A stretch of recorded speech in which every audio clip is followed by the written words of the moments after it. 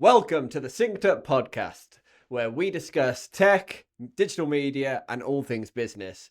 And this week, it is the first episode we're recording in 2026. So we're going to be looking at a bit of future planning, a little bit of coming into a new year, and how we approach and how we plan ahead for what we're going to achieve in that year. A little bit of goal setting.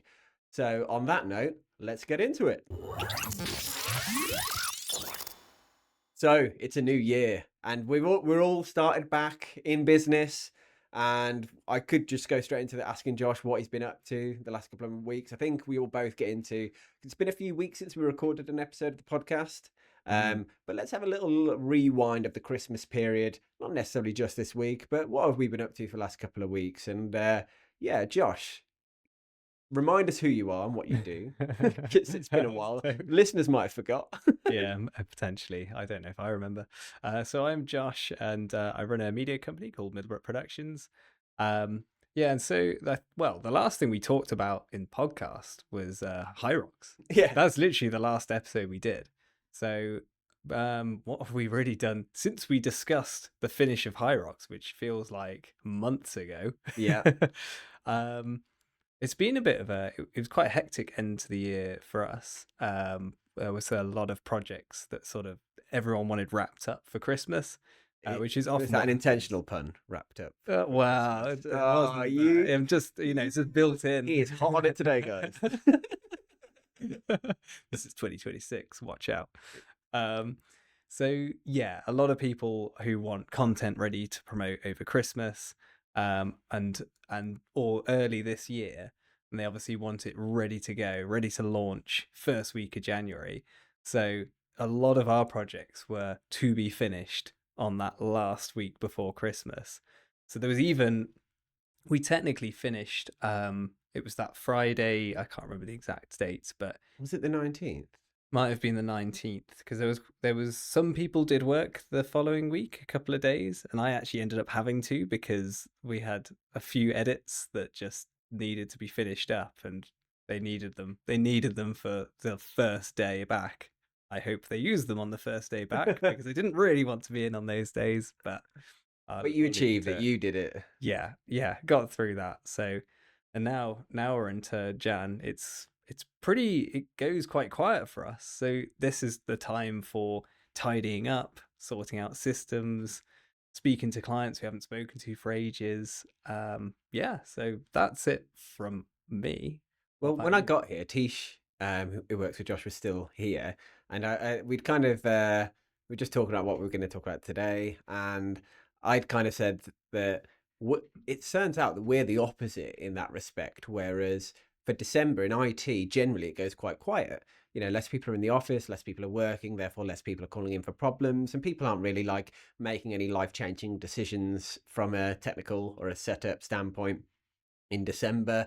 So historically, when I worked in my dad's business, when I've worked in my company, IT does go quite dead in December, so it becomes almost like a skeleton staff kind of crew over Christmas, and like particularly the days between Christmas and New Year, and then naturally everybody comes back into work early Jan, and calendar wise only a couple of days have passed, but the difference in going from almost like the quietest period of the year to the busiest period of the year is it gives you whiplash, because it's really quite dramatic, because suddenly everyone's starting to reach out, not just clients that are having, going back in and wanting either reminding of things or having maybe some technical issues, but everybody wants to kickstart. It feels like everyone wants to kickstart projects and start getting organized. And that's kind of one of the themes that we're going to talk about today.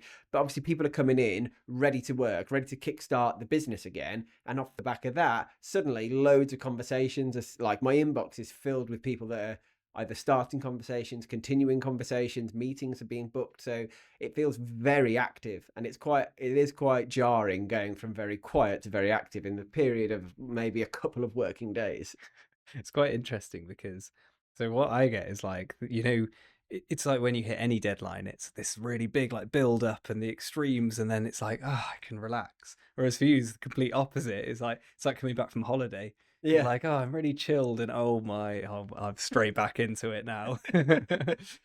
So it's been a little like, yeah, we've had to be quite organized, and some of our clients are having things happen, so we've had to book time, do onboardings, do stuff like that. So yeah, a bit of a yes, yeah, kicked back into gear straight away in at the start of Jan. Yeah. It's been good though. This morning's hit the phone feels like it hasn't stopped ringing. Oh, really? Yeah. What sort of problems are people coming with, this early in the year, or is it problems at all? It's not necessarily problems. It's people trying to organize stuff, Okay. or the people that are starting with the company in Jan. So we've had Mm, quite a lot of onboardings, and with that there comes maybe they're checking in that things have been set up properly, that their emails, their access, their equipment, mm. bit of that, bit of general like support and Yeah, because I wondered whether I guess because if you haven't used like a computer for a couple of weeks or whatever, however long it's been, I don't know, you might get is there like sort of a new year update that might come in that'll sort of, I don't know, needs you to log in again on like a few different bits, and people are incapable of keeping their passwords, as we might have covered before, so they come to you. you don't see as much of that as you did in the older days, I'll say. Okay. Especially when you had like hard drives, spinning drives, right? And Yeah. technology wasn't as robust as it is nowadays back then, where if you leave a computer off for a couple of weeks, is it going to turn on? Fingers crossed. Yeah. Blue screen You of don't see so much of that anymore. So usually things are working. I think it's in general people are just being more organized. They're planning stuff. They're doing stuff. Okay. They're kick-starting their business again, and that naturally generates noise in the IT world. Mm. Well, it's interesting because literally had a conversation with a client earlier, which you don't know about yet, but you're going to get involved in, Excellent. which was all around how, because we do a lot of work with them.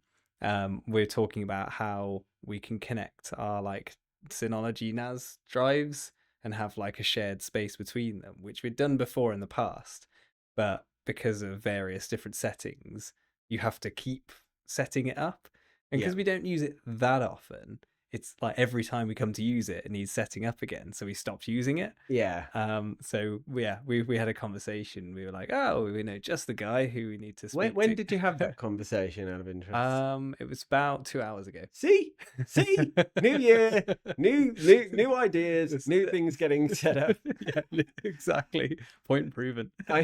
I know. Last week we unashamedly did full high rocks, no business, but it's worth asking because we're about to go full business into the main section of the podcast, right? So outside of work, how have the last couple of weeks been? Did you have a nice Christmas period, nice break? Any things noteworthy? How's training, etc.? Yeah, I had quite a busy Christmas. I did a lot of catching up with like friends, family, to the point where I think because I got in my head, I was like, wow, we've got 2 weeks. There's so much time to catch up with people. So I crammed the entire 2 weeks full of activity, Including a little trip abroad including a trip to Marbella, obviously, for for New Year's. Which was that was another thing. It was like a not a bucket list thing, but like I've never been abroad for New Year's, so it was kind of like a let's just give this a go. Let's just see how this goes. yeah. And um, funnily enough, you said to me, in Marbella, it doesn't seem that they do much for New Year's. yeah, we probably missed a bit of research on that one because Marbella doesn't they do not come out on New Year's. It was a challenge to find anywhere open. As soon as the new year was in and we were in the first, everything's open again. People were out. It was great. How But interesting. I wonder if that's like a wider Spanish culture, or if I it's exclusive to Marbella. If anybody knows, it'd be good to know. yeah, I haven't looked into it since. So it was just a really interesting experience, but it was still great. It was still great. And what was really nice was running in 14 to 16-degree heat again Don't. across the beaches. Because over that period, it was like -3, Yeah, -2. it was It was cold. it was damn cold here. So to knowing that you were in like beautiful sunny skies, running weather was very upsetting for me. It was really nice. So I managed to get a couple of runs in while I was over there, and then but my training had I went quite lax on my training, so now I'm pushing straight back in. That first week, so last week, was really tough. Yeah. Some of the runs and some of the sessions I did were, they were awakening. I'll say that. But yeah, but how about yours? What do you get up to? Well, so I've got I can't really say young family anymore. My kids are 10 and 12. So still very much family focused at Christmas. We went out for the first time for Christmas Day, whereas almost every other year we've cooked or been to someone's house. Whereas this time we just wanted it so easy, where we just went out for our main Christmas meal, which was it was great in one way, but I don't know if we'd do it again or maybe we'd go somewhere different. But it was still a different experience. Why don't you think you'd do it again? I don't know because it did feel a bit Christmassy, but I think there's something about being at home or having people around or going around somebody else's house at Christmas that Mm, makes the magic of Christmas a little bit. yeah. So maybe it was around that. And it wasn't necessarily the venue's fault, but more of it's just maybe what expectation and familiarity with what Christmas is. Yeah, yeah, that's understood. Yeah. So, but I carried on training and I wasn't very well actually, like most of December. So post our high rocks, I think I got really unwell and so did my wife. So on the lead up to Christmas, neither of us were very well. But I managed to get training going again. And so I ate too much, I drank too much. Um, we did all my wife's birthday sits between Christmas and New Year's Day as well. So between New Year's Eve, New Year's Day, and birthday and Christmas, it's all quite. And we also have a lot of family birthdays in that period of time as well. December's Oh, really? nuts for like family birthdays. So it's just it's quite a busy time, but it was great to just reconnect with everybody, and yeah, sort of having that nice bit of downtime coming into actually like the 2nd of Jan, Mhm. that sort of time. That's when it really just we'll get to go try and breathe a sigh of relief a little bit. Yeah. But training's been well, and yeah, I've got a race in a couple of weeks now that I'm sort of dialing in for Got now. another high rocks, haven't you? Yeah, it's a High Rocks um, Manchester, and there's a potential whispering that we might be doing something special. Stay tuned because I'm not going to announce it now, but there's something, isn't there, in the pipeline that could be Yeah. interesting for us. Yeah, absolutely. So stay tuned for the next episode or the one after, and we'll let you know if that was a goer or if it was Mm. a knower. But on that note, let's jump into this week's main topic. So January is a obviously a fresh start for a lot of people. It's a new calendar year. For some people, you've just had a break, and most people have had a break over Christmas. But it is the new calendar year. It's a lot of people see it as a fresh start. You've got New Year's resolutions, but I think obviously business financial years usually run April to April. Some do calendar years, but January just feels like that fresh start, right? Mm. And so a lot of people start planning what they're going to do that year. They might have already done it a little bit in December. And that's kind of this week's topic, really. Planning ahead. How far do you plan ahead? Do you look at the whole year? How do you approach going into a new year in business? And how do you set the goals out to achieve that? So I'm going to ask Josh in a sec if he's got any immediate thoughts on it. I've got some areas I know that we can delve into. Some kind of planning sessions that we both do that could be that could feature in that. But yeah, Josh, how do you well, I'll ask you a question. Go on then. Do you look at a year like we're in 2026 now? Do you look at that and go, what do I want to achieve this year, or do you just start reacting and taking it month by month? If you'd have asked me like 5 years ago, then I'd have been like, "Oh, just see what happens. I'll see what comes in through the door." But not anymore. I'm a much better person. um, so yeah, I mean, I think I mentioned in perhaps the last podcast or one previous where we'd already been doing some planning. I think it might have been episode 4, planning in to the end of the year. But this year, we've already had a couple of planning meetings around what's the goal, like what are our sort of financial goals, what are the business goals. So not getting too much into detail because they get really like They're quite broad goals, I take it. yeah. So the financial goals are quite clear Yeah. because we'd figured all of that out last year.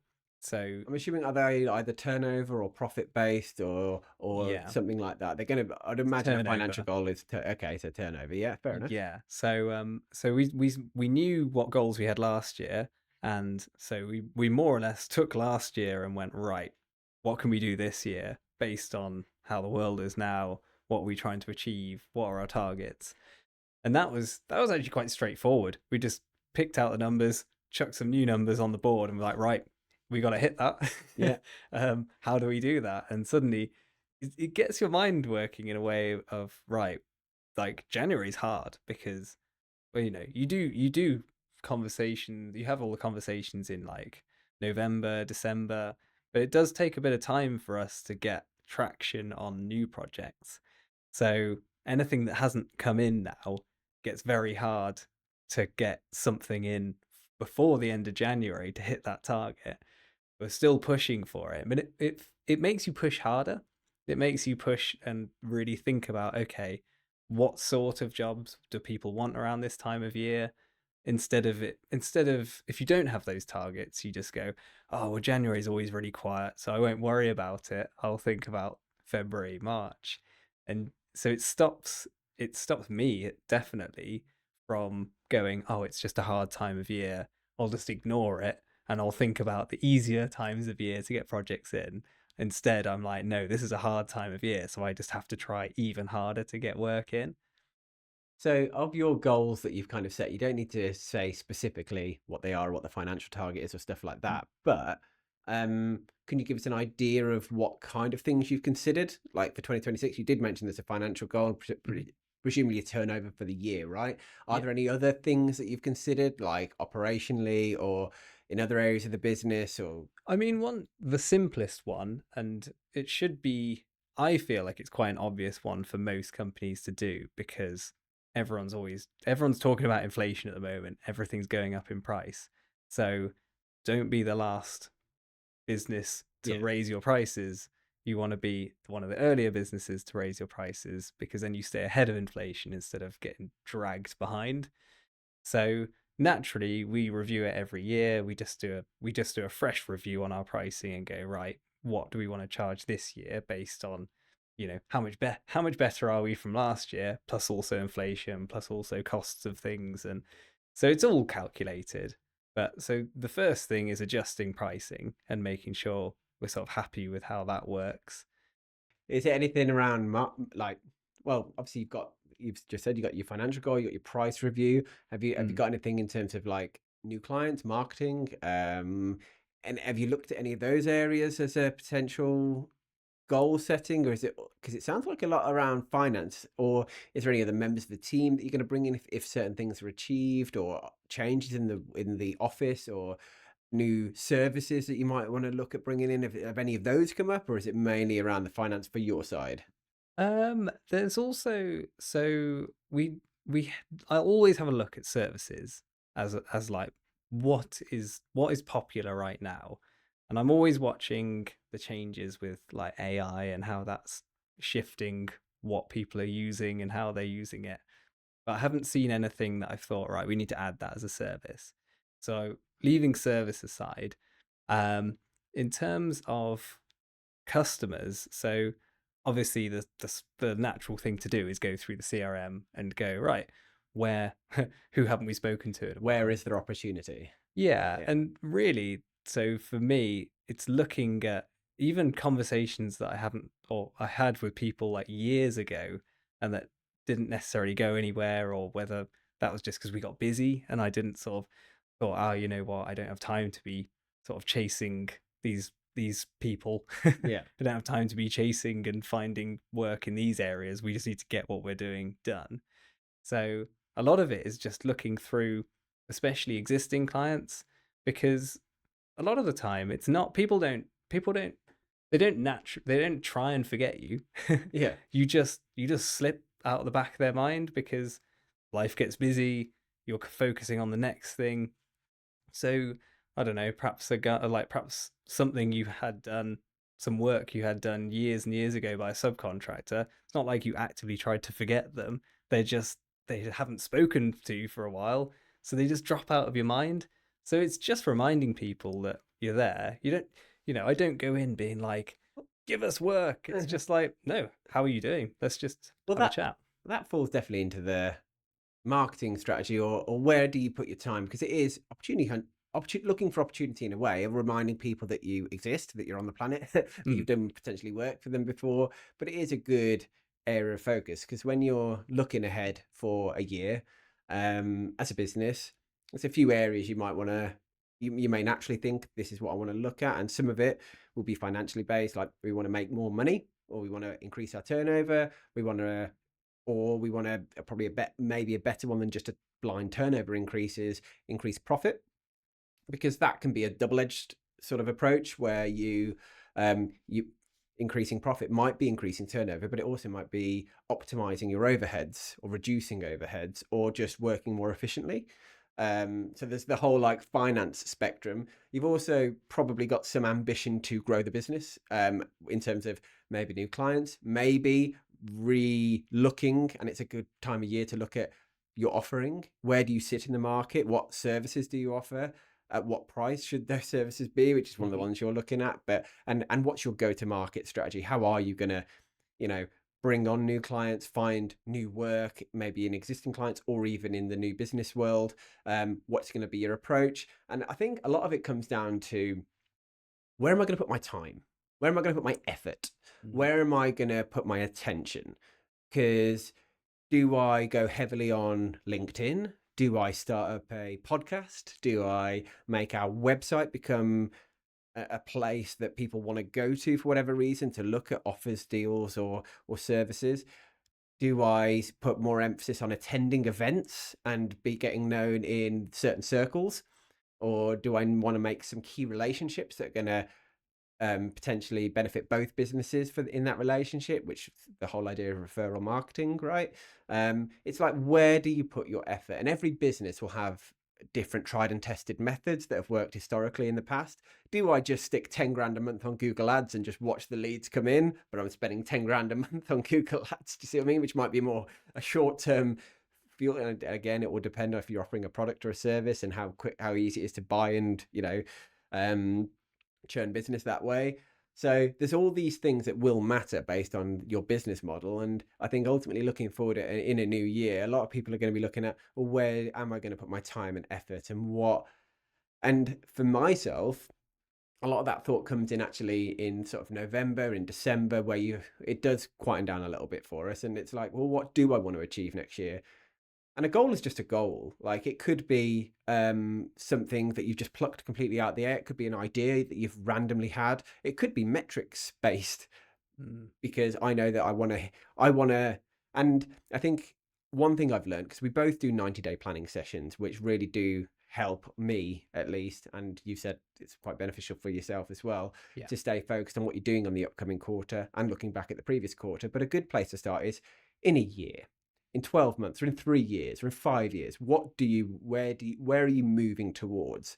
Because if you've got an idea that, well, I want to sell my business in 3 years, well, okay, well, if you want to sell it, you need to make sure you're going to get the best sale value. So what's going to affect that? Or if you know that in 3 years you want to double the business size, or you know that you want to improve your service, at least it gives you something that will set that focus point on where you need to put that effort.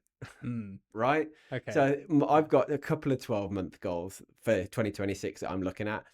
One is it looks like it's going to be to get a new office space where we can collaboratively work together as a team. And that's going to improve various functions of the business, both operationally, well, mainly operationally, actually, because it is going to add a cost to the business. However, it's going to make life a little bit better and easier for us in some ways. And another one will probably be to start looking at bringing another person into the business, because of the rate of growth that we have, the amount of work that we have. It might drastically change for better, for worse. You never know. We might lose a big customer, might gain a big customer that might alter that sort of trajectory. But I guess most of the time, all you can look at is, if things stay as they are, this is what looks like it's going to be our path. So yeah, with those ideas in mind, it should help you then go, okay, well, if I know I'm going to look at an office space this year, is there a good time to move? Are there any good properties coming up? If I know that I'm going to look at a new staff member, when do I initiate that process? Does that fall into the next quarter? Does that fall into the following one? And when I look at IT as we're in a very busy month now, right? So whereas you're in a very quiet month. So we might have very different approaches to our January. Mine might be survival, Yeah. project planning, because there's lots of work coming in. So managing, being busy, and not necessarily firefighting, but it might be a little bit of that. Whereas you can be a little bit more strategic, and you might be in hunt mode where you're like, okay, well, we know we're going to be quiet. We know cash flow is going to be down for the next couple of months. So maybe we need to hustle a little bit and put some work in. So it does look very different. I know I've just had a huge, huge rant. Sorry, not rant, but it's all valuable. but different businesses are going to be wildly different, and it's good to look at what you want in 2026. And like us, I know that the next couple of weeks it's just going to be finish projects, arrange things, stay in touch with people, keep the support moving, make sure people are our communication is hot. And then when January sort of it slowly transitions into Feb, we can start going, right, now let's start doing more of the operational stuff and start to get the ball rolling on some of those bigger goals. So your sort of strategy time will probably be more February, March time. Yeah. As opposed to now where you've just got to graft. Yeah. And it might be the opposite for you. Yeah, it starts to pick up usually sort of Feb. Usually the quietest time is end of January, whereas this time it's beginning of January. So I expect the beginning of Feb to start getting quite busy. Once that happens, that's it. It's busy till the end of the year. Yeah. It'll be a lot going on. There'll obviously be slightly quieter patches here and there, but those I couldn't tell you when those will be. Those will just happen as they do. Yeah. You just have to be ready. I think I have a little tip for anybody on goal setting, and it does sort of it is different if you're a business owner or work in a business, but some people might not be sure where to start their goal or where do I strike that? What do I want to do in 3 years or 5 years or 1 year? And a good piece of advice I had from somebody was to start personally. So obviously I'm a business owner. Look at my life. What do I want more of? What do I want less of? What do I want ultimately? And I want to, for me personally, I want a good work-life balance. I want to get paid enough money that I don't have to worry about bills, and also that we can live the lifestyle that we want to live, where we can go on holidays and not be worried about, oh, that's gonna put us in a really poor state of finance for a few months. So if you can work that out and what that looks like, and then you can put a number on it. Let's say as a household you need to take home £5,000 a month, or you need to take home 10 grand a month to achieve what you want. If you can put a financial number on that, or it's a real metric of some description, and I go, okay, well, to live the life I want, I need 10 grand a month as an income. And let's say I know my wife's capped at 3 grand a month. I'm going to need to bring in 7. And people might look, gosh, 7 grand a month. How am I going to get that? But if you're a business owner, there's potentially opportunity to get that. But what does that look like? Well, if I need 7 grand a month, what's that going to be? What kind of salary is that? 100 grand a month, 100 grand a year, 150 grand a year? What is that? And if you can equate that into a number, well, if I want to earn 150 grand a year, what does that? How much turnover do I need? How can I position a business so that I can take that? Yeah, because that's the life I want to have. Well, okay, well, now I know that I need to have a business that turns over £1 million to be able to achieve that, or £500,000. Yeah. Okay, so now I need a 500,000 business. How do I get that? Yeah. Okay, well, I need clients that are going to pay me X, Y, and Z. Yeah. And if I can work out that, well, where am I going to find those clients? Mm-hmm. And now I suddenly know what circle and what my ideal client looks like, and you can start reining in. But I find that sometimes a good place to start is, well, what do I actually want? And then you can work out, well, is that going to take me 3 years to get to? Is that going to take me 20 years to get to? Is that going to take me? And it's all a little bit pie in the sky. Well, yeah, that's where, you sort of, you could look at sort of that end goal, but then that's where you can split it out. So I think we did this probably in the summer last year, and this is ultimately how we knew what sort of figures we were putting on this year, because we came up with a bit of a 5-year plan of, right, in 5 years, we want the business to be here. So what's the progression each year? You're just working backwards, aren't you? Sort of like, what's the end goal? And work backwards. It's the same as planning anything. So yeah, then that way we sort of figured, right, okay, each year on year, we need to make this much more. The business needs to be this much more profitable. So each year you just make those jumps, and it's a little bit scary. It's a little bit scary in a way because sometimes, I mean, I went for years when before I had Tish, I went for years where I wouldn't touch the pricing. So I was just like, oh no, I don't, just in case people want to It's leave. so scary because as soon as you know that if you adjust the pricing, everyone's eyes suddenly go onto it. Do I need that? Do I need that cost? Yeah. Oh, they're increasing their pricing. I mean, a lot of people expect price increases if you're in business world. A lot of my service providers or people that, I get services from, whether it's phones, whether it's internet, whether it's whatever, you expect a level of price increases, right? Mm-hmm.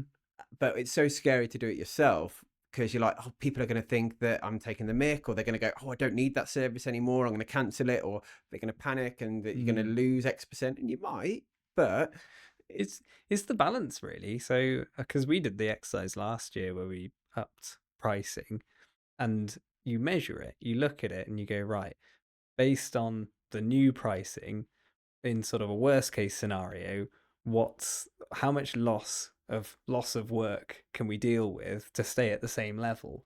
And that was almost the purpose really, was we were too busy the year before. yeah. And came out at the end of the year, we just sort of came out and we were like, oh my god, that was an absolute storm. And then we looked at how much we'd made and we were like, really?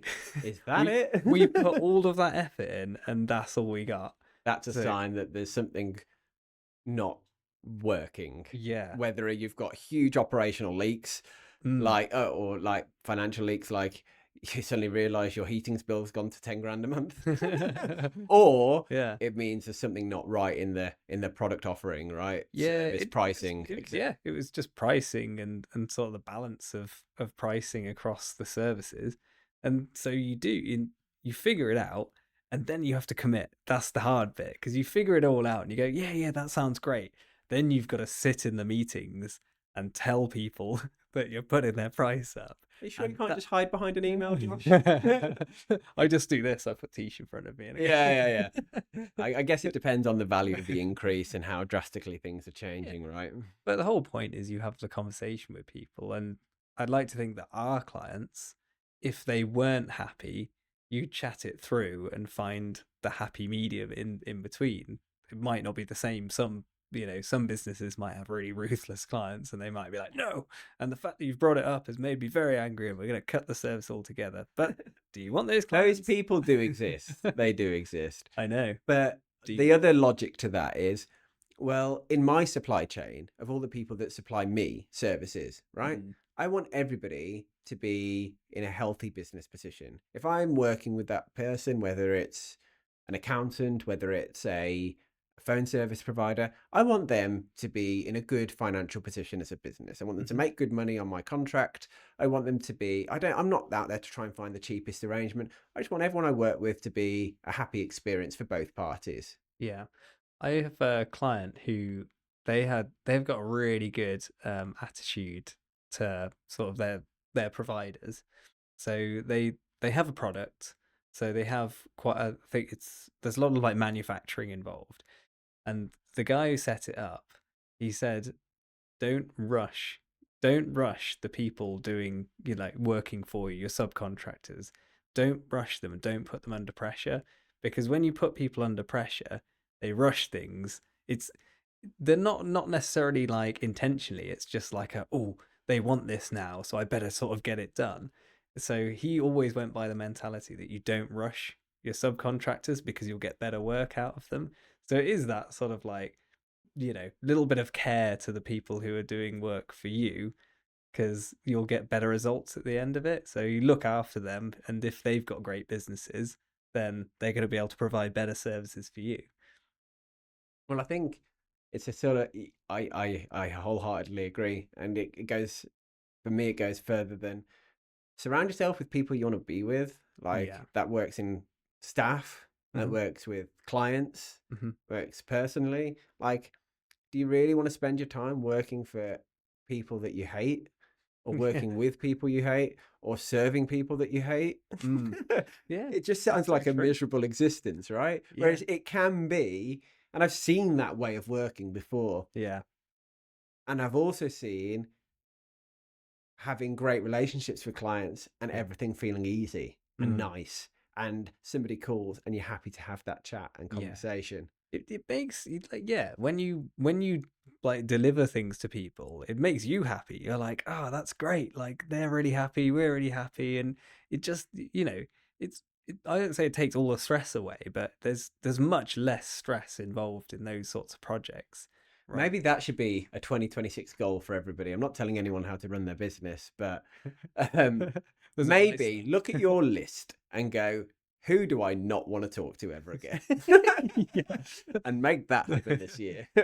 I mean, we've talked about it before, like, actively like losing clients because of X, Y, and Z. But I think, well, everyone's talking about mental health at the moment, and surely why would you make life hard for yourself by working for really difficult people? Well, I can say if any of my clients are watching, I cannot think of a single client I want to get rid of at the moment. So if you're watching, we're all good. Well, that's it, isn't it? It's like if your client Josh told me earlier there's someone he hates. No, no, we don't need to drop any. We're all good. I think we've managed to get a really nice level of great clients now. So I think we've covered a good range there. In 2026, there's lots of, and look when you look at in a year, I mean, depends on your business model and how busy Jan is for you, whether you've already considered it. A year's a long time. 90 days is a long time as well. So if you're unsure what to do or you feel a bit lost, just look at the bigger picture a little bit. Where do you want to be as a business? Where would be a great position to finish 2026 or in 3 years' time? Whether you work in a business or you run a business, what does great look like for you? And then figuring out the steps to get there. Working backwards and smaller chunks of time, and then just rigorous prioritization. Oh, good word. That's a good phrase. Anyway, rigorous. On that note, let's get into some questions. So we've made it to the question time of the podcast as usual. If anyone would like to get in touch with us, ask us any questions, you can just react to whatever your format you've seen this on, whether it's YouTube or Spotify. That is a good reminder, actually. This podcast is available if you're watching it on Spotify. It's available on YouTube. It's in video format. If you're listening to us on Spotify or video on Spotify, it is also available on YouTube. Did I do that right? Either way, the email to get in touch with us officially is podcast@synced-up.co.uk. We've got some questions, and I would ask the audience who they'd like to go first, but we can't hear you right now. So maybe I'll ask Josh. Do you want to go first? Do you want me to go first? I'll go first, and then I can put my phone away then, so it doesn't run out of battery. Beautiful. Well, should we do one each, or do you want to just do your two? No, I think we'll alternate. Okay. So I'll start. What are the no, I'll go with what's the most significant shift you anticipate in your market in 2026? So it could be new technology or what's going on in the world. Well, the obvious answer is AI, like the how it's available, right? It's been marketed, it's being the back end systems by NVIDIA and other graphics card companies are creating the space and the framework to enable AI-based services, because it takes a lot of processing graphics power to run these AI models. It's being heavily marketed and commoditized as a service, as you need to have it. So I think in 2026 we're going to see some more refinement of the large language models themselves, ChatGPT, Google. I think web search and like information search is evolving anyway, whereas you could have happily said in 2020 or previous or 2022, if you wanted to know the answer to something, you just Google it, right? Just Google it. That was the term. That was what you would do. Google had market dominance for the search or answers to your questions, whereas actually the shift in the last 12 months is, well, you could ask AI, you could chat GPT it. Yeah. And now Google has AI powered results in its search. So I think both on a like a product service and almost like bringing opportunity into businesses to save time, to automate process, to and leveraging AI in that respect to help a business is going to be a huge one. But also on a wider scale, I think we're just going to see more people using AI day to day, and it's sort of increasing to take over our lives. I don't know to what end result we go with that, but I think we're going to have further immersion, and it's going to be rammed down our throats more. Yeah, I mean, I if, pretty much if you're not agree. already being clogged up with it being rammed at your face. I mean, I pretty much echo that. But in our industry, I'll be watching really carefully how AI it gets more and more involved in sort of editing and video. It's already quite heavily in the photo world, and we had some testing just before Christmas around a few things, it was pretty awesome. The results equally. There's an like eerie silence when we saw the results in the office, where I think the guys were like, "Oh my god, we don't have jobs anymore." So there's always going to You be are safe. I am safe. There's always going to be a need for people to talk to people, deal with people, and have something bespoke. Yes, you can go and pay for a couple of quid and get something created, but there's going to be nothing like the personal, proper business approach to delivering a project or having real results that aren't automatically generated exactly. Well, they're not going to help trust, are they? No. So I went a different route on my question. I've said, what would you like Synced Up to achieve in 2026? Ooh, that's really cool. I like that. I mean, it'd be cool. I think a nice milestone would be where we don't generate our own questions. Yes, I like it. That's gonna that'll change the dynamic a bit. Yeah. Yeah. So that's a milestone I think I'd like us to achieve, where Okay. we start getting some questions in hint people. Yeah. Nice. Yeah, I mean, to be honest, I think I already love the fact at the moment that, I mean, one I've learned so much about your business, and then sometimes when we talk about things, it sort of almost reminds me of like, oh, actually, yeah, we did say we were going to do that, and we are, let's It's a great therapy session for both of us. It literally is. Yeah, it's just like, spill your mind. And yeah, you go. From my side, when I wrote the question, I was like, I just want to see it do well. I want to see it growth. But I think in the influencer world or in the content creation world, it's very easy, and I've been there before, to kind of start getting sucked into numbers. Yeah. I just want it. I just want to feel like it's moving somewhere. It doesn't have to be at a stupid pace. I don't want to become competing for global, top 10 podcasts. Do you know what I mean? I just want to see that it's starting to slowly but surely gain a little bit of an audience, and we'll get some. Yeah, it's just you see like people watching it, and the other thing as well is I don't want to learn to hate it. Yeah, I really enjoy when we talk about it, I'm like, oh yeah, it'd be really good to do another episode, and I want to make sure we keep that. Yeah, I feel like we are at the moment. So let's carry on that train. Go on. What's your next one? My next one, very casual question. Excellent. So I'm not expecting this to happen in 2026, but I know that you're trying to achieve all the marathon majors. Yeah. How many years, or when do you think you're going to achieve? Because there's the top 7, am I right? I know there's another variant, but top 7. It's the original 6 plus 7, and there's going to be an 8 and 9. Okay. So original 6 then. Yeah. Let's go original 6. When do you think you'll manage to have achieved those by? You got a goal, or? I haven't got a goal, and it's also kind of scary to think about that for me. Okay. And it's scary because it has been one of the greatest goals I've set myself, like personally. Yeah. Because of how much of a longer time frame it is. Because I knew it was going to take me like 3 to 5 years. That was what was initially in my head, right? To complete them all. Part of it's luck of getting in. Yeah. The more you do, actually, you do get a bit of an extra chance to get into some more. You can pay extra money, do the tour operator route and get into them, or guarantee a place through charity and stuff like that. So there's multiple routes in. If I really wanted to just throw money at it, I could do it all quicker. Yeah. But it's scary for me because it's such a longer term goal, that what comes after that Yeah. Do you know what I mean? And I think anyone that's had a longer term goal, like let's say I wanted to own my own house by the time I'm 30, and then you do it, you're like, but that was my life goal. What do I do Mm, now? yeah.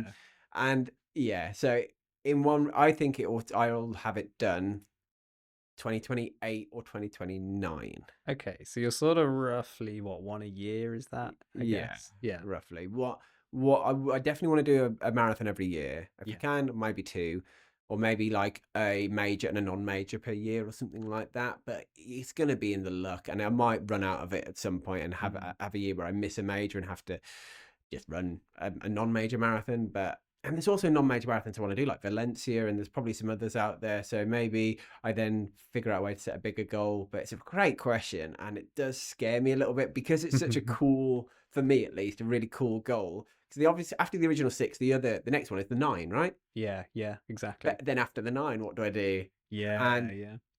does that then become a time goal? Do I get too old at that point where I'm never going to be able to hit the times that I've peaked at in my late 30s? But then it's not necessarily about hitting times. Not It's necessarily. still Do completing I do them. some ultras? Do I start doing some crazy challenges Ooh, of yeah, starting okay. to do like 100K? I don't know. I don't know. It's exciting. It's exciting and nerve and anxiety inducing at the same time. But the ultimate answer is 2028, 29. Yeah, yeah. Okay.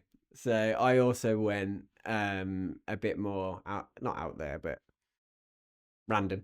Um £3 million hits your bank, whether it's through lottery, whether it's through whatever. What are you doing?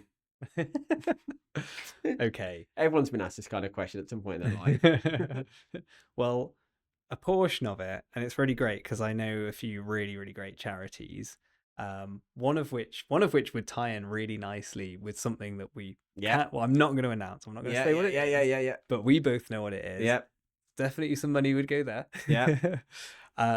And to be honest, I think there's about 3 or 4 different charities that I've met in person that are doing really great things. So I'd definitely be giving money to those guys. Obviously there's the part of me that goes, right, I do want to sort out like where I want to live. I want to sort out a new house. So I'd probably be like, right, what really appeals to me? I need to get I don't know if I could go straight into like, your end goal house though. I think it would just be like a quick My mind's already running on what do I want in my end goal house. There's going to be a pool table in it. There's going to be a Yeah. bath in the bedroom, like at the end of the bed or something. Yeah. There's going to. I'm like I've already got ideas.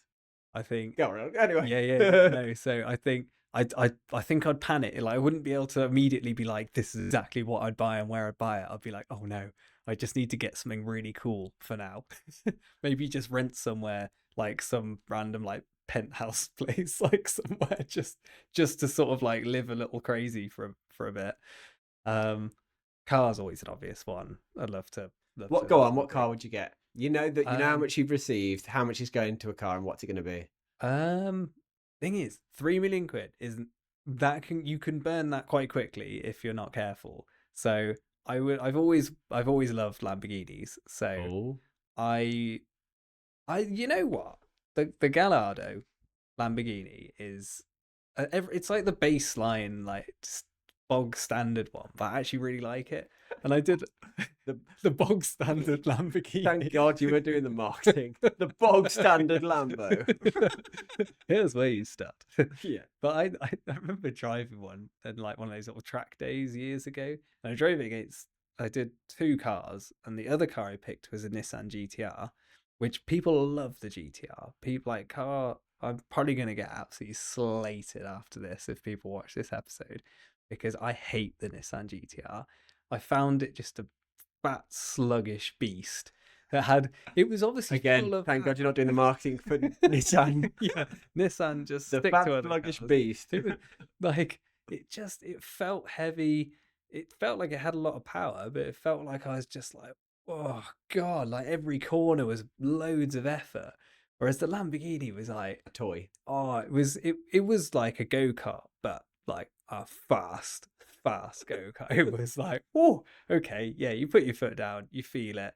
I mean, the decor in that, like the actual like the dash and stuff in there is so outdated because it's quite an old car now. Yeah. It's like I was like, whoa, this is plasticky.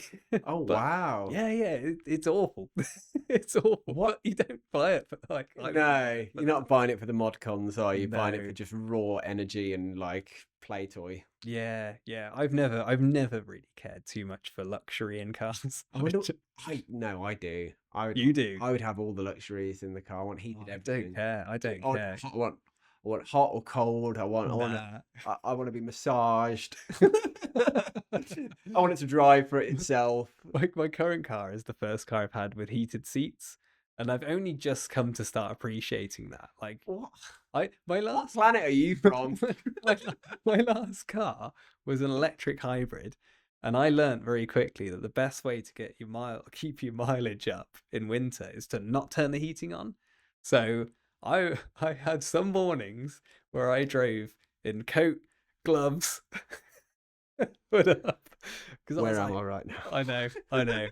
I'm a strange person. But anyway, yeah, I didn't really spend too much of my 3 million. So, But would you also have like a I'd go on holiday. Why wouldn't I go on holiday? Where you going? I immediately, like, if this hit my account tomorrow, Yeah. done. You're gonna have to edit this. I'm going Oh, straight no. to the Alps. The Alps. I'm going to skiing. buy a snowboard and I'm going No. snowboarding.